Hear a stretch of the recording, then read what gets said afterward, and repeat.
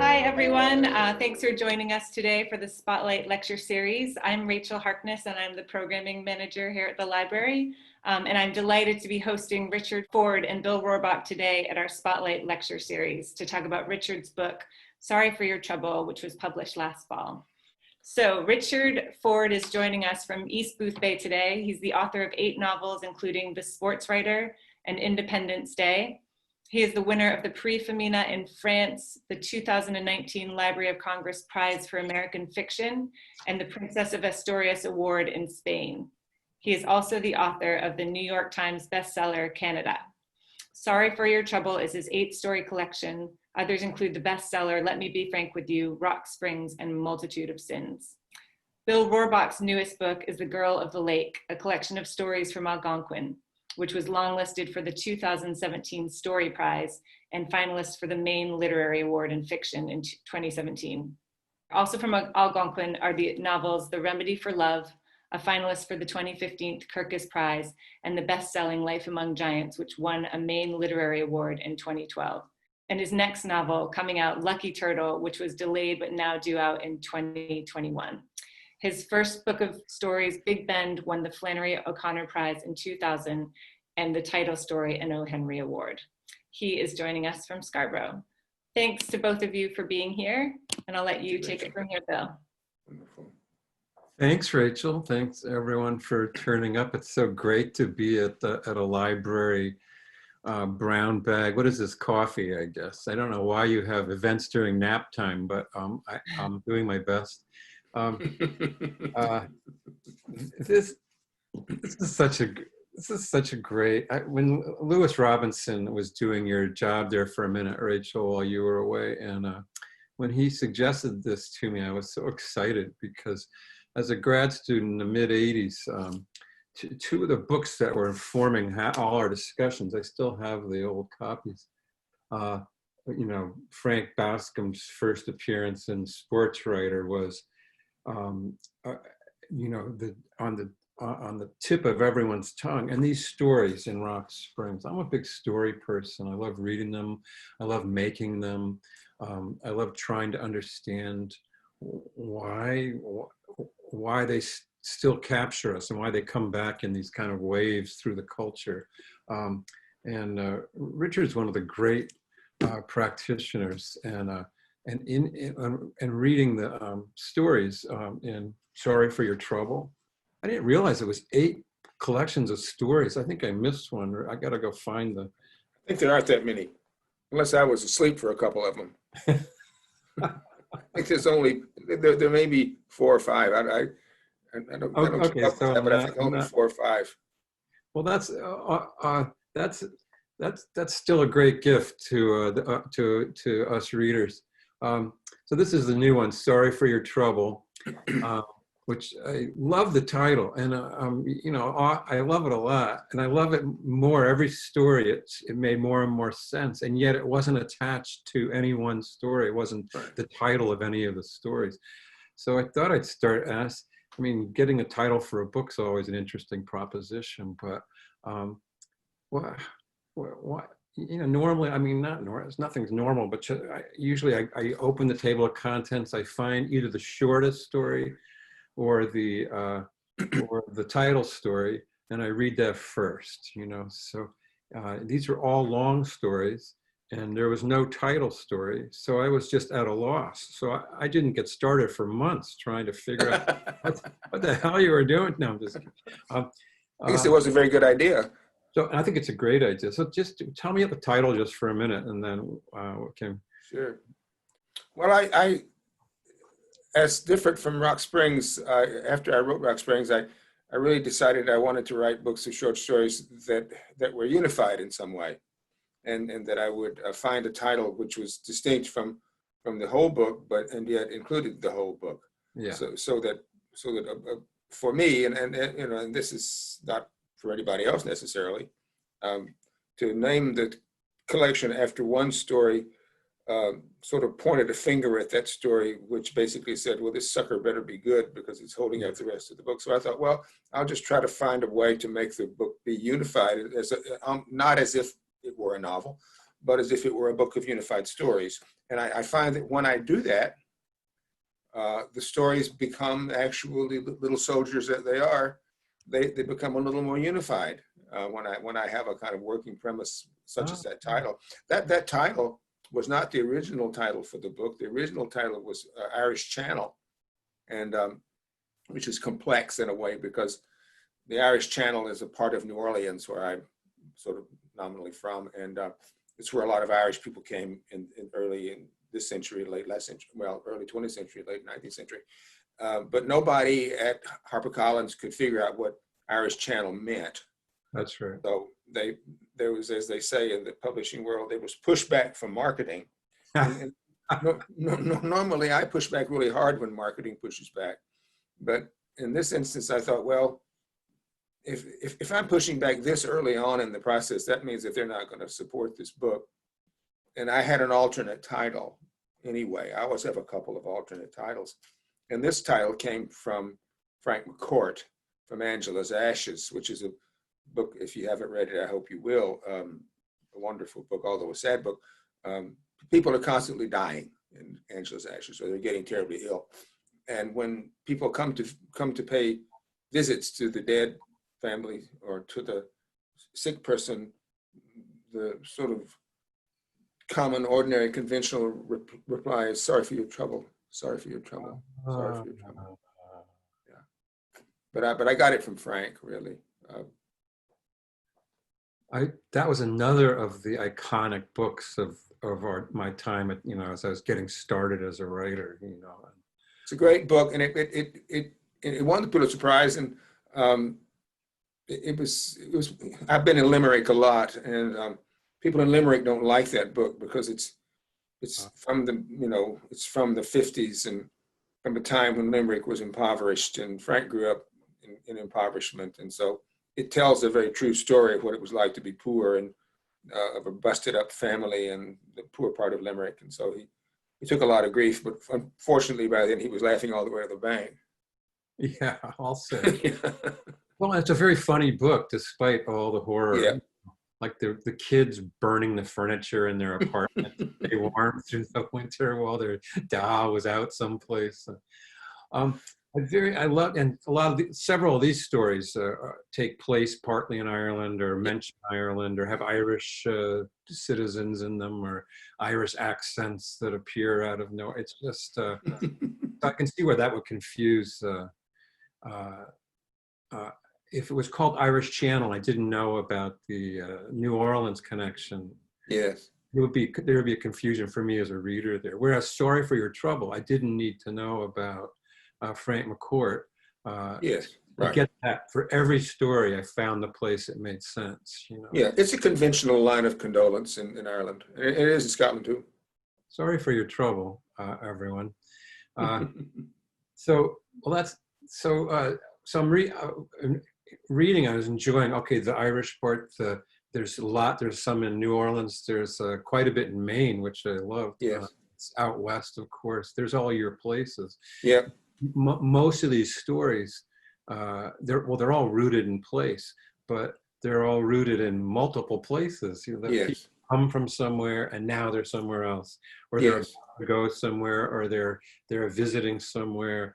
And the places, each one is more important and real than the next in the story. That's like the stories couldn't take place in any other four places. It's quite. So, but of course, you and I know that they could.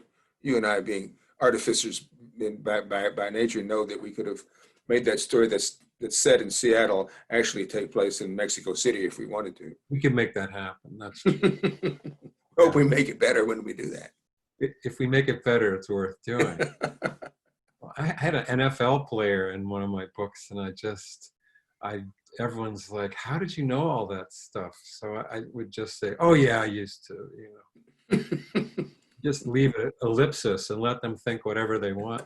Because the rest of the sentence would be, oh, I just got on Google, And, yeah. And then that's what I was thinking. I had a line in my notebook the other day about the sort of different ways in which women and men now in the early part of a relationship begin to relate. And my line in my notebook, and it goes as well for women as it goes for men, that men no longer have charming, wonderful things that they can tell to women that they couldn't ever know, but that this man tells them, because there's nothing that can't be known anymore. I can't tell you what a solenoid is, for instance, because you could just go right to Google and find what a solenoid is. So I've lost that advantage. And you can get checked up on too. Yes, you can. Especially if the woman's a mechanic, you know. Yeah, she very well might be. And she very well might be. So each of your people has some kind of job, or they've done stuff. I just love. So these stories felt really big and full and rich. I love how in what's the name of the story? I wrote down here. Second Language is the last story in the collection. One of my favorites. They're all my favorite, but that's one that just gripped me throughout. And I found that as I started the book, I was having trouble getting the stories wouldn't admit me easily, because I would arrive from Twitter, or I'd arrive from my busy day, and the stories asked me to slow down, yes. Read this. So by the third story, and I don't read them all at once either, but it's like a consciousness starts to be, you start to give me a consciousness that helps me understand. So I went back after I got the third story, woke me up to your pages and to my inattention. And then I took myself back to the first story and was deeply rewarded by. Well, you just put your finger on why I'm not rich, Bill. Because if my stories won't admit you easily, and you have to read 3 before you wake up, I think, well, hell, I need to be in another line of work. And that's our times too. And people like to say, well, stories are back because of this lack of attention. I go, no, that you still need the attention for even a short story, you know. So anyway, I'm dyslexic, and so I read very slowly, and I like reading very slowly, and I think I become heir to all sorts of qualities in language that I wouldn't be heir to if I read more quickly. And I also retain a lot. So I suppose I write stories for somebody who is willing to read, and not just for myself at all, but for a reader, someone who's willing to read the way I have to read, which is to say that how many syllables a word has matters to me, whether it starts with a fricative or a glottal matters to me, and all of those kinds of things. But it is, however, a recipe for poverty. It's a blessed poverty, as Frank McCourt would say. And by the time I got to the last, Second Language, my focus was complete. So that may have been part of why I love that story as above all of them. But I think it also, and I love them all, but I got to keep saying that. But he's reading the guy in it, Jonathan. There's a couple, Jonathan and Charlotte, and they've gotten together after the sudden death of his wife. More about sudden deaths in a minute, but he's reading Portrait of a Lady. Yes. So I'm reading along, and I'm like enjoying thinking about him reading Portrait of a Lady, in which he talks, he thinks about briefly, and the stories are pretty interior. I like the way you go from her interior to his interior without there's no fireworks to do that. It just works. But I just love this. She's deciding to leave him, and it's super interior. And she's like, marriage would change her, and that she didn't want. They've been married for 1.5 years or something. A very sudden marriage. Jonathan was only 53. He would find someone to be deep with, or not. And in that way, as the lighthouse on Owl's Head rose below them, and the whitely shimmering sea with tiny sails upon it stretched eastward, when there were green islands and what seemed to be a mountain, in that way, the matter of her marriage to Jonathan Bell was decided. And I was like, that's so Henry James. The other thing that was so Henry James is that the moment that got that going was they're sitting at dinner and he hears her sigh.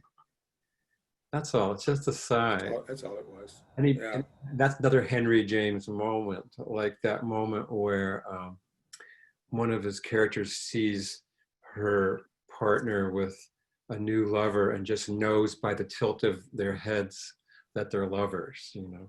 But anyway, I just thought the sigh told him everything he needed to know. And they But you know, it's one of the things that you get to do when you write fiction of the sort that you do and the sort that I do. We get to imagine what causes what. I mean, in perfect truth, the tilt of a person's head does not actually tell you anything, but except if I say it does. And then if I say it does, and I put that saying into the intelligence of a character, then I can say that that tilt of the head made him believe something that he didn't know before. But that connection is one of the exciting things about literary fiction, and what makes literary fiction interesting, which is to say, all of the foregone things that we know, all of the conventional things that we know are kind of set aside to a certain extent in behalf of what the writer can imagine to be true about what causes what. And, you know, when you mentioned a few minutes ago about sudden deaths, which there are a few in this book. Every single one of them is fabulous. Yeah, but I've had a lot of sudden deaths in my life, and I was always, particularly when my father died, I was very aware that I didn't feel like I was acting the way I should be acting after my father died. I didn't think I was sad enough. I didn't think I was bereft enough. I didn't think I was, I don't know, torn up enough. And what I came to realize was that after my father died was that I was sad that he died, but because he died, he also freed me to do a bunch of things that I wasn't going to be able to do otherwise. And so I'm suspicious of conventional notions of grief, for instance. Or I'm suspicious of conventional notions of happiness or of love or of penury or of anything. And so for me, those are big opportunities to assign new sets of consequences to human behavior and emotions that we think we know the consequences of. You have a character named Happy, who's the most unhappy person ever. She's fantastic, and that's a sudden death where they're sitting he's having a martini, and she just realized he's gone. She's fixing dinner, and he's sitting at the desk and sitting at the table and thinking, talking to, chattering away, and he grows silent for a while, and then she realizes, oh, well, he's dead. He's dead. Yeah. Right. It's not that it's funny. It's not meant to be funny, really. Although it is kind of funny. Well, I didn't laugh reading it, but I guess that's like life, too. You laugh, read. Right. Richard, Zoom just froze you, and I feared that you had died right in front of us. So. That's right, sudden death. Well, I see you're laughing now, so. Well, see, that worked. You're still here. Well, I thought the sudden death, what they did, the function of the story is it leaves room for a story. It's like that moment the story gets going is for each character. Then what happened? You want to know. Someone dies, you want to know, then what happened? Then what happened? And right. It's not what you would expect would happen in any cases. I used to have a teacher when I was in graduate school, James B. Hall, nice man. He believed, and tried to make us believe, that short stories weren't large enough intellectually, emotionally, to contain a death. That only novels were large enough to contain a death, he thought. And because he thought that the importance of a death is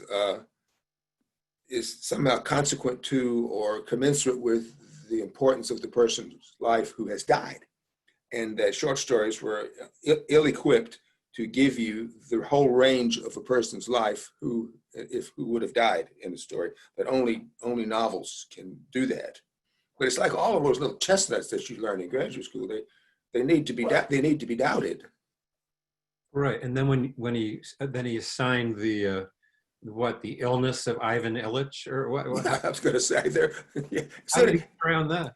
I mean, as soon as you pronounce one of those large dictums like that, you should feel a breeze coming from some window that's been cracked in your house. It's so true. But then teaching, I hear myself saying stuff that, and I'll say some chestnut and then go, okay, but that's not true. Yeah, it's not true, right? This is wrong. A guy told me that, Right.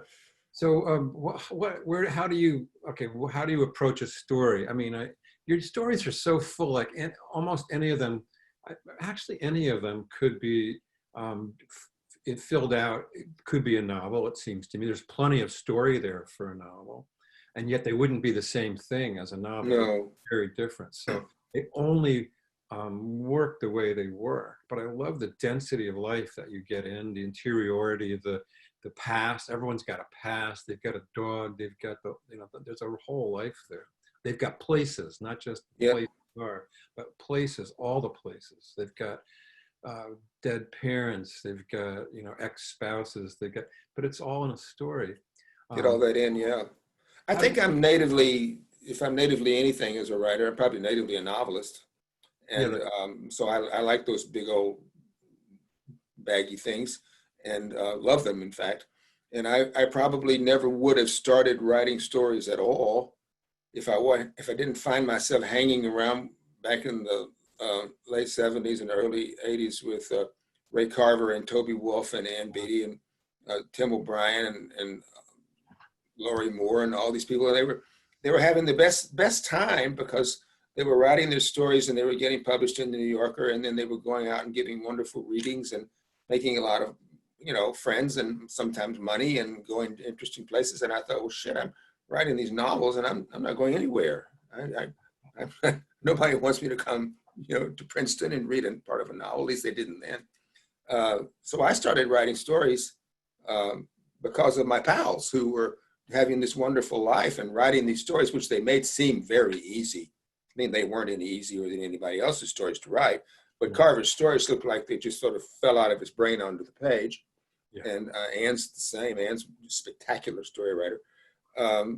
And so I think probably when I started writing stories, my main challenge was to sort of quit being a novelist and start being a story writer. And so I probably brought to bear on writing stories some of the same values for, well, I don't want to say density, but fullness.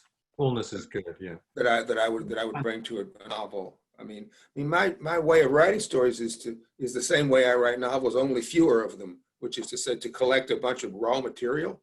Yes. And use the old rule of Ruskin's, which is that composition is the arrangement of unequal things. And so I just take all these unequal things and I jam them all together and try to make them make sense. And the difference between stories and novels is, and you know this from writing both, novels are short and stories are long. That's about it. That's right. That's exactly right. Novels are short and stories are long. That's true. Was Rock Springs your first book of stories? Yes, it was. It was published in 1987. And they're a very different style than what we've grown to in Sorry for Your Trouble. Yes. I mean, but everybody has all kinds of voices in her or his head. I mean, you just have to think about how you speak with a different vocabulary when you talk to your doctor, or when you speak to your priest, or when you speak to the grocer, or when you speak to all of the different people that you speak to every day. You use different grammar, you use different diction, and those kinds of differences that we practice when we speak to other people are the same kinds of differences that we can practice in writing stories. So none of us has really, as far as I'm concerned, one voice. We have lots of voices. And I think, some of us are more chameleon than others, like I turn into who I'm talking to, which causes trouble. Like talking to some guy from Brooklyn, he goes, "You making fun of me?" I'm like, "No, I'm not making fun of you." Well, the girl of the lake, though, is a very, very multi-voiced book of stories. I mean, thanks. Somebody told me once about my stories. They said, if I read a book of stories of yours and I can't tell who wrote it, and I always think, good. That's good. Good. I'm not trying to write stories to a template, That's right. And there's no template in these. There are the people I feel like I know I'm in a Richard Ford story throughout in a way, but only because of the great attention to those fricatives that you were talking about, Yeah, and et cetera. foolish fricatives. So how do you get started with a story? I mean, are you a note taker, a place? Start with Yeah. a place, start with a person, start with where do you You know, start? I think I start with, I, I hope this will be an encouragement. It's not that I don't know the answer to that question. It's just that the answer to that question isn't one thing. That's right. You could, to make it be one thing, I would have to say, well, I, I start with the notion that I want to write a story, and I don't want to write a novel, and I don't want to write a sestina, and I don't want to write a novella. I want to write a story, so I know what its basic arc will be. 5,000 to 8,000 words, maybe.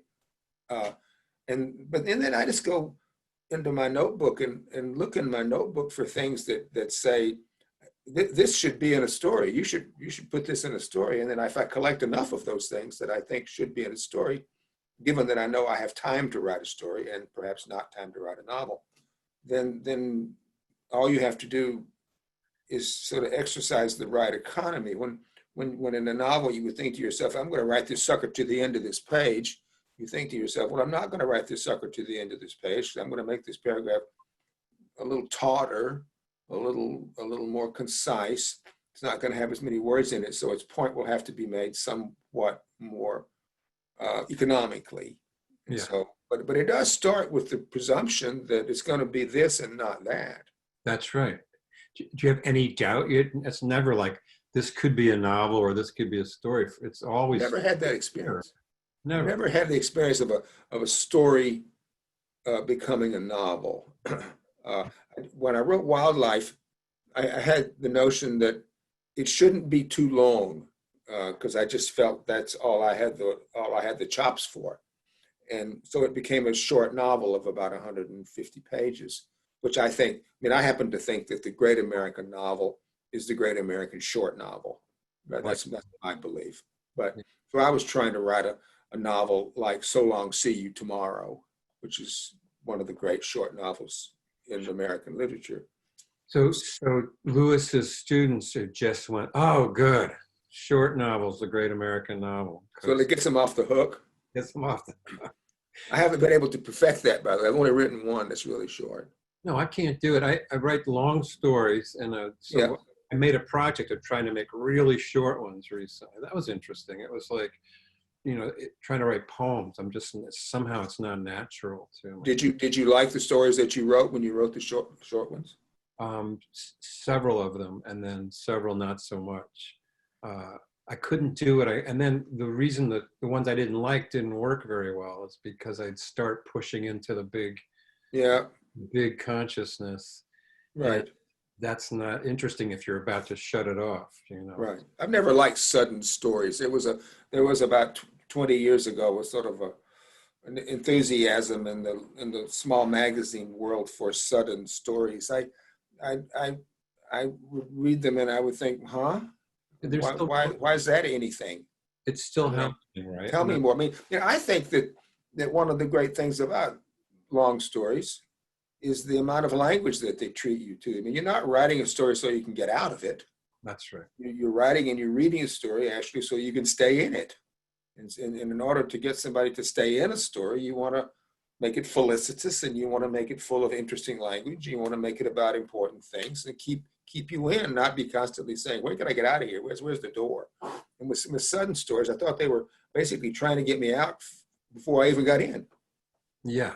And I think that's a function in some ways of the teaching culture, because even for me as a teacher, it was a lot easier to get a 4-page story than to have to read a 75-page story. So it's a blessing. I kind of encouraged it, and I think now they've got whole journals of 6-word stories and stuff. Yeah. Good. I won't be reading those journals. Good, and it probably won't be my favorite, but maybe we're just old farts. But that's our prerogative. No, not maybe. I am. No, not maybe. Yeah. Okay, we'll stop right there. And then Okay, how about memoir? How different was that for you? I bought this some time ago, and I just pulled it out because I realized I had it and hadn't gotten it. So it get that recognizable Richard Ford, the beautiful care of the sentences, the music of them, but there's something quite different about uh, the feel of it. There's a warmth that just because it doesn't have to go past. I mean, because the voice and the character are the same, I guess is. It's a great title too. Between them, meaning between them, because they had like real tight, like Vonnegut calls a cuirass, right? That tight relationship that the kid's trying to insert himself into, but also the child between the parents, child. Anyways, I just wanted to point this out to people who might not realize that you have this beautiful memoir. It's just Well, it's a memoir of my parents, who I loved intensely, and who loved me intensely. And what you said about it, that it's warm in a way, that warmth, I think, is attuned to how I felt about them. And you know, it also goes to the difference between writing a memoir, which is factual, at least as I conceive it, and a piece of fiction, which is fabricated and imaginative. Whenever in a sentence in a memoir, you come to a moment when you're going to write a clause, and that we're always asked to do that because you come to the end of your sentence and you have a clause to write. And in a piece of fiction, you can write anything that you feel is apposite. But in a memoir, you have to write something and then ask yourself when you write it, yes, but is that true? Not just is it effective? Not just is it, does it make my hair stand on the back of my neck? No, it has to be the truth. It has to be factual. And I think that as regards my parents, when I came to that moment to write that clause, whatever it was, I loved them. And so what I wrote had to be attuned to the fact that I loved them and that they loved me. And that was always the real reason for writing the two essays to begin with. Yeah, with all their complications and all the and they weren't that complicated, frankly. My parents, my parents were regular human beings who have complicated inner lives, as do we all. But in the main, they were people who didn't have irony, who didn't have sarcasm, who didn't talk in double entendres, who simply, when they said something, that's what they thought they meant. So made growing up to be actually very nice. Everybody was sincere, even if they were sincerely angry at you, which in my case was quite often because I was a bad boy. So, despite being loved. Despite being loved. That's exactly right. I like that thought, and that's the thought that is the engine of the book in a way. Yes. Well, and it's like Charlotte in second language. The last story of Sorry for Your Trouble is insists on not being complicated and not being part of a complicated marriage. And her new quick husband insists on going deep, and but they just they like being together. They don't cause any trouble for each other. But there's just that day when it's over. I love that. But Charlotte has an inner life. She just doesn't have the inner life that he wants her to have. I mean, she has her complications, but they're just not complications she wants to bring to the core of their marriage. I mean,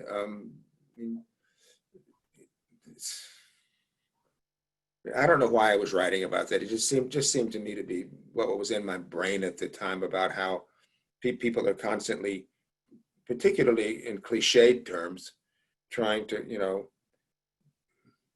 let another person inside yourself, all that kind of malarkey.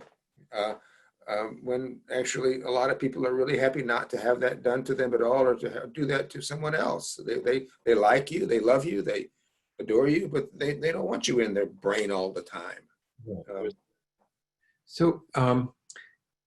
And then after they split up, she a little gets allowed into her more complicated. Now there's room for him to come in.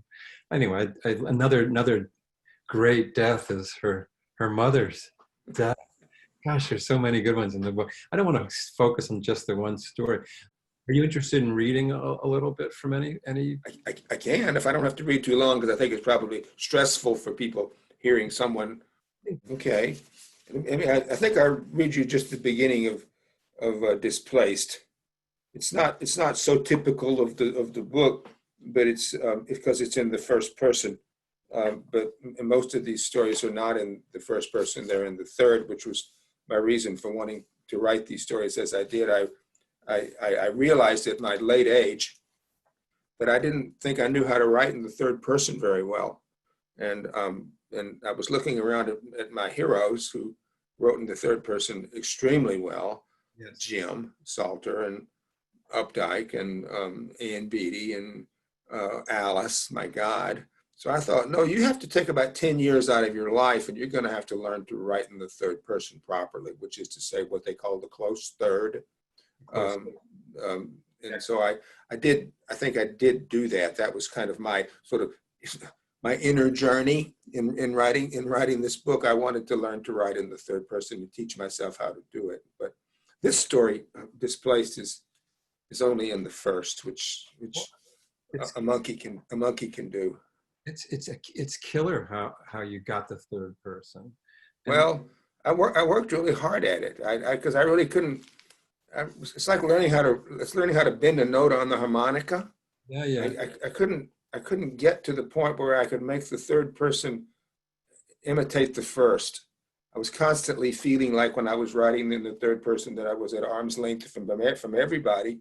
And then I was reading these wonderful stories of Alice's, and Alice just inhabits the third person in a way that it's just beyond imagination. Free indirect style. Free indirect style, just like what James Wood says. That's a great book, by the way, for anybody who's listening. James Wood's book, How Fiction Works. And he's got a wonderful chapter on free and direct discourse. And that is the lead in to learning how to write in the third person, which nobody when I was young ever taught me. They just thought, well, you do that, but I didn't do that. People drifted into it via James Joyce and stuff, but there's older models that I'm hearing in you too, which is like Elizabeth Bowen and yes, big time. Hearing The House in Paris. The House in Paris is one of the great novels ever. Okay. Yeah. Go back to your reading, and I'm sorry to interrupt, but I think that's something about the third person. It's the most crucial understanding for a writer now to develop. And I don't believe at all that you didn't have it before, because you did. But well, I could do it. But I remember one time Tom Jenks, a guy who used to edit my stories at the New Yorker, and then became a kind of a freelance fiction teacher out in San Francisco. We ultimately, as often happens with editors, we ended up not getting along very well, and sort of natural course. But he said one time, and I read it, he said, until you can write in the third person, you're not really fully a writer. Of course, that's a teacher telling you this. He couldn't do it in the Coons age, But but I thought, well, it was stuck at the back of my brain, which was, well, can you do that? Whether you think that's horseshit or not, can you do that? And I thought, well, not really well enough for a long time, but I don't know. You get to be old and you can still learn stuff. You can still use your great heroes to teach you things. you're saying you're still growing. That's brilliant. Yeah, you better be. Why are you keeping on doing this? Otherwise, you should just be watching Netflix. Which is a great way to learn storytelling too. Yeah, it is. Just turn off the sound and watch the images go by. As we all know, as screenwriters, you and I, nobody really needs what we do. We're just a diversion to the images. Yeah, to the beautiful actors. All right, let's hear. This is Displaced. Your voices. When your father dies and you are only 16, many things change. School life changes. You are now the boy whose father is missing. People feel sorry for you, but they also devalue you, even resent you for what you're not sure. The air around you is different. Once that air contained you fully, but now an opening's cut. which feels frightening, yet not so frightening. And there is your mother and her loss to fill, at least to step into while you manage those very sensations, fear and others, opportunity.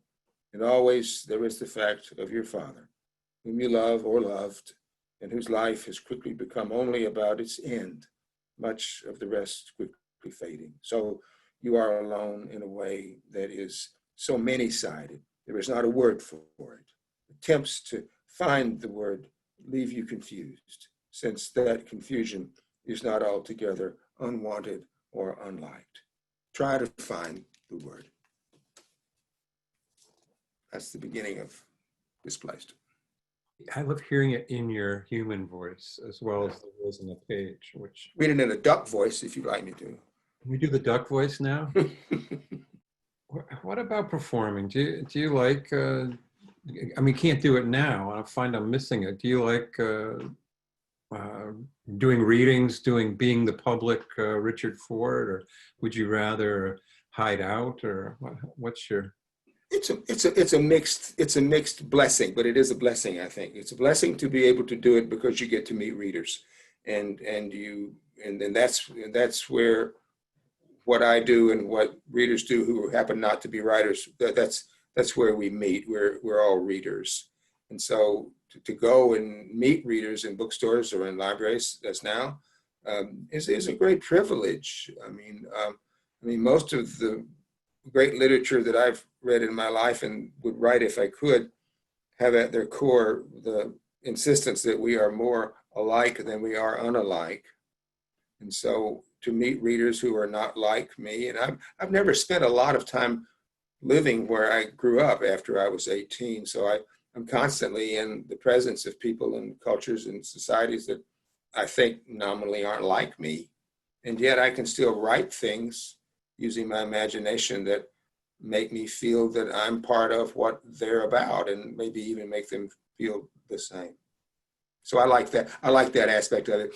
The part that is a little bit unpleasing is that I can probably, because I'm a pretty good reader, I can probably make a story that's not very good sound better than it is. So, and that's kind of, in a way, irresistible when you're on a stage and people are quiet and they're listening.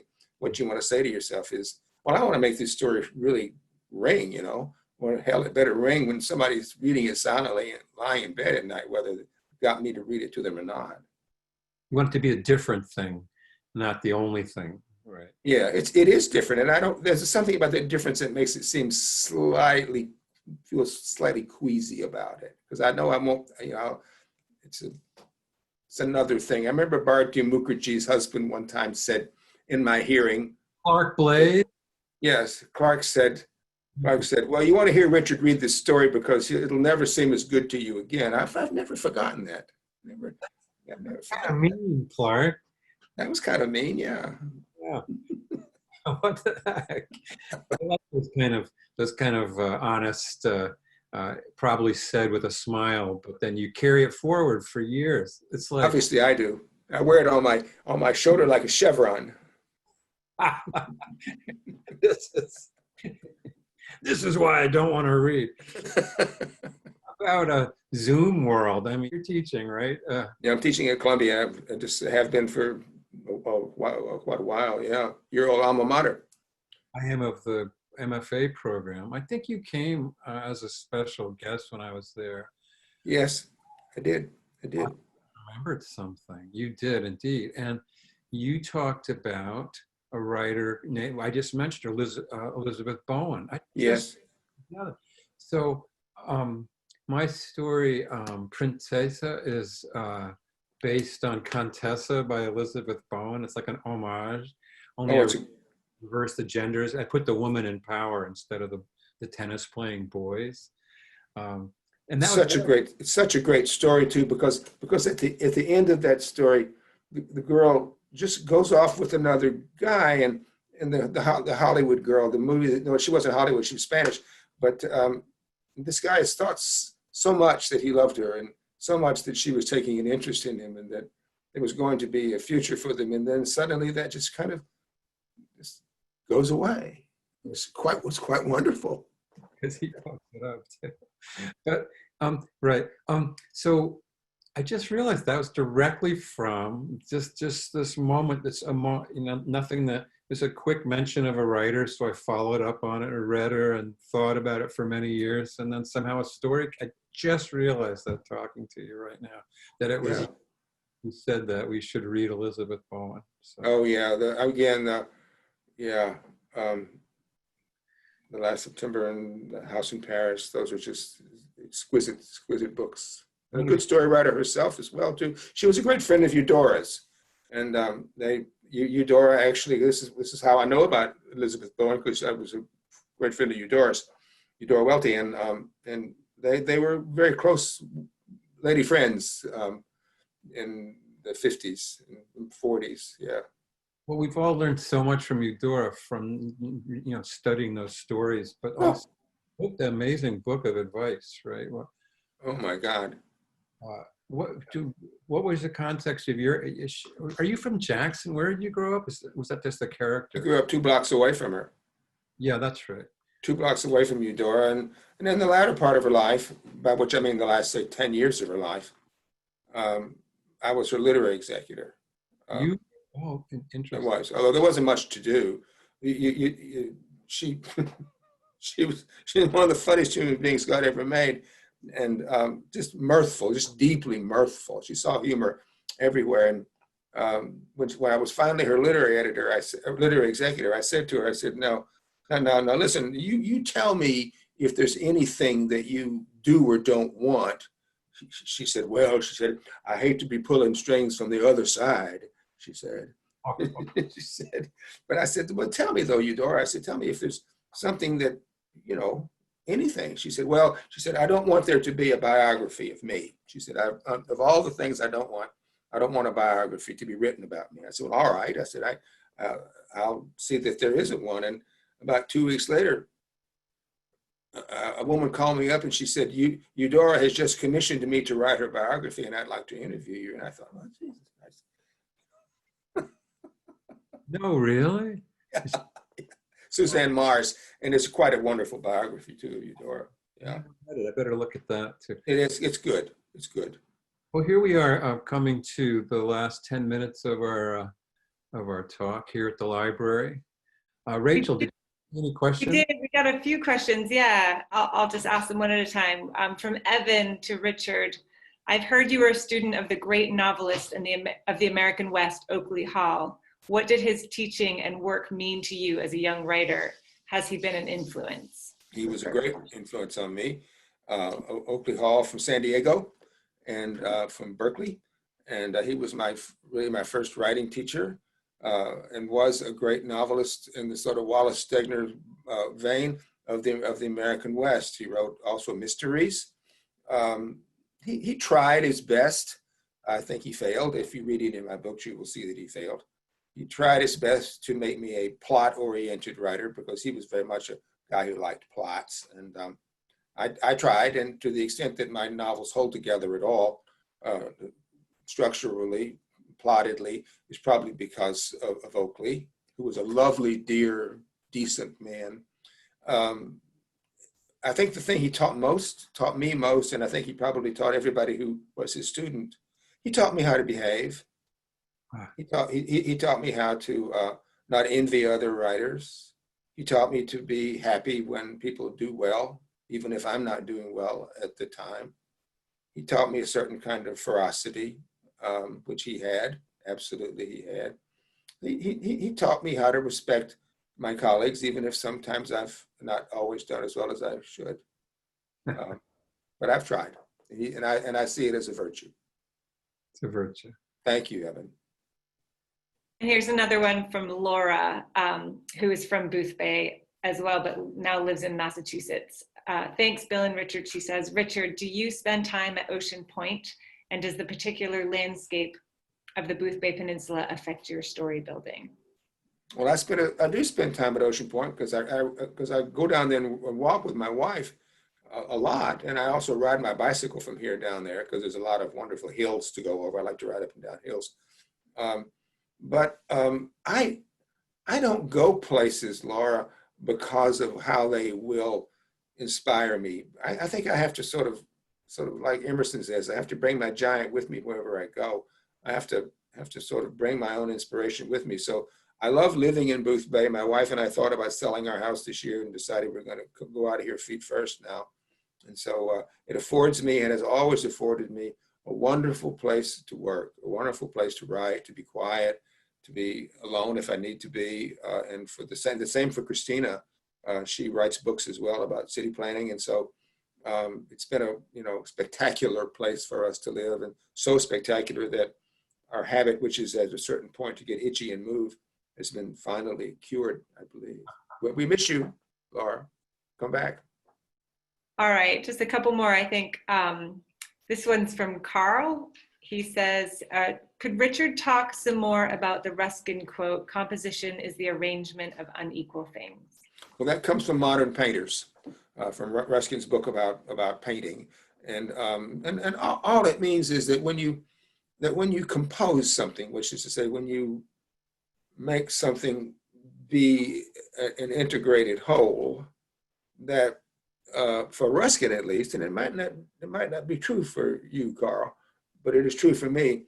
It is the putting together of things that have not been put together before, and where the, so to say, creative writing part comes in is where I can write these ligatures. I can write these logics in language, which cause one thing to then seem to be related to or a part of another thing.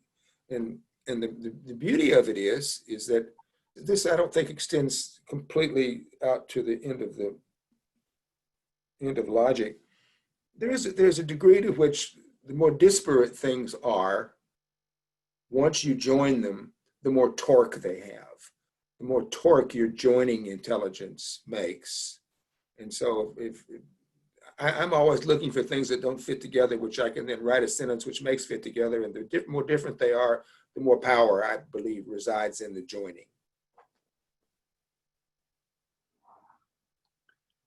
I love that. I love thinking about what visual artists have to tell us as writers. Yes, Ruskin's particularly wonderful. I got to read that again. That's been a long time. Anything else, Rachel? Yeah, I had a couple more. So this one is from Steve Richard. Have you ever thought about writing a novel on Frank Baskin pre-sports writer time? A prequel. A prequel. Well, yes, I have, as a matter of fact, thought about it. And then I thought I couldn't do it. The spheres speak to you in a way. I'm writing a Frank Baskin novel now. You are? I'm 270 pages into it. And that seemed to be, there. And Bill will understand this. Will understand this very well. I mean, just because you can think of something really interesting to write doesn't mean you can write it. And I can't tell you what that little marker is, that little signal is in material that you have at your fingertips that makes you able to deal with it or not deal with it. But I think one of the things that writers learn as they get mature, they get a little bit more adept at what they can do and what they can't, which is, of course, narrowing. I mean, Barry Hannah never did that, for instance, I don't think. But for me, I get a sense of the material that it's got a kind of suppleness to it. It's got a kind of pliability to it, so that I could think to myself, gee, what I need to do is write a novel when Frank Baskin was 25. So I just think to myself, I can say it, but I know I can't do it. But one of the wonderful advantages is writing in the first person with present tense verbs is that you can get all that stuff in there anyway if you want to. Yeah. Because, present tense verbs can accommodate past tense verbs. So how old is Frank now? 75. Happens to be 75. I wish I was 75. I know, those are the good old days. Not there yet, but so we got we got quite a few writers in the audience here. I wondered if you had any thoughts for how to keep going during these rugged times, which may seem more rugged to some than others, but. Well, everybody's life is different, and most advice is only good for yourself. But Donald Hall, who was my teacher at Michigan, I am blessed with wonderful teachers, Dr. Rowe, Galway Connell, Donald Hall. But Donald used to say to me when I was writing the first novel I ever wrote back in 1973, 74, he said, "Your work will save you." And what he meant by that was not just get your work done, but go to your work, go to your room, go to your table, and because that's what's waiting for you there is yours. What's waiting for you there is what you deem to be important, and is in a way, although it may be defective, it may not be perfect, it's in a way unimpeachable, and it's yours. And so that's what I would say has always got me through lean times or hard times, which is to think that my work will save me, because it is in my work, given how I feel about it, which is that I'm trying to do the most important thing in the world I can possibly do. When I can go to my desk and try to do that, certain kinds of things just are more tolerable. That's a great place to end. I want to thank you and thank everyone. Oh, gee, thank you. Thank the library. Thank you, Rachel. Thanks, Louis, for dreaming this up. Yeah. And support the library, you guys. Just because we can't go there now, don't forget it. Don't forget it. It's waiting there. It's waiting there for us. Thank you, Richard. And thanks to both of you for being here today. It was a really lovely conversation, and we really appreciate it. I loved it. Thanks a lot. Thanks, Bill. Thanks. Thank you. It was great to see you. Great to see everybody, and I'll see you around. See you soon. Okay. Bye. Bye.